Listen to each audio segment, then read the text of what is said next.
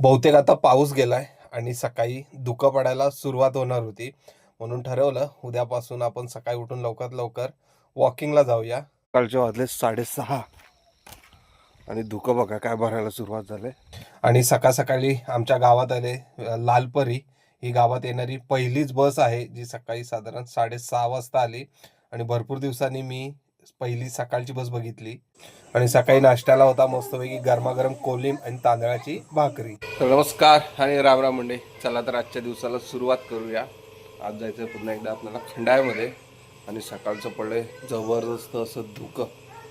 आणि मंडळी घरातून निघायला थोडासा लेटच झाला. आपली गाडी भरून तर निघाली होती, त्यांचा डबा द्यायचा होता आपल्याला. आणि सकाळचे साधारण 9:15 वाजले होते. परंतु धुकं एवढं भरलं होतं ना, बाप रे बाप, समोर काही दिसत नव्हतं. हे बघा धुकं. आणि मस्तपैकी गारगार हवा सुटली होती.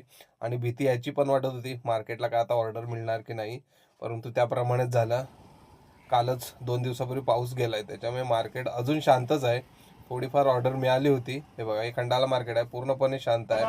साधारण दुपारचे 12:30 वाजता आलो पुढे खंडामध्ये हॉटेलच्या इथे. नंतर तिथून 1:30 वाजता आलो आपल्या बैकर मामांच्या इथे. दुपारचं जेवण वगैरे केलं आणि तिथून म्हटलं आता निघूया, आपल्या जाकादेवी मार्केटला जायचं होतं. नंतर जाकादेवीच्या दिशेने पुढे आलो. दुपारचं जेवण झालं त्याच्यामुळे सुस्त पण येत होती, डोळे बंद होत होते.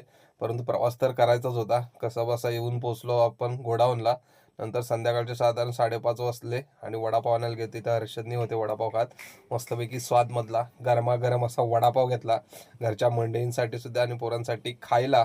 नंतर तिथून निघालो, कारण संध्याकाळचे 6 वाजले होते आणि थंड थंड वारा सुद्धा सुटला होता आणि त्याच्यामध्ये आपल्याला गरमागरम वडापाव खायचे होते. आणि बघा वातावरण बघा, एकदम संध्याकाळचा सनसेट जबरदस्त झाला होता आणि दिसायला सुद्धा भारी दिसत होतं. आणि त्यात सुटणारा असा गारगार वारा लय भारी वाटत होतं. नंतर पुढे येऊन थांबलो डायरेक्ट करबुडा फाट्यावरती, जो आपला नेहमीचाच स्टॉप आहे. ते म्हणजे शिंदेचं चायनीज सेंटर. शिंदेला म्हटलं संध्याकाळ झाले, गारगार वारा सुटलाय, काहीतरी गरमागरम खायला घाला. शिंदेनी लगेच तयारी केली. आपल्याला चिकन चायनीज भेलची ऑर्डर दिली होती.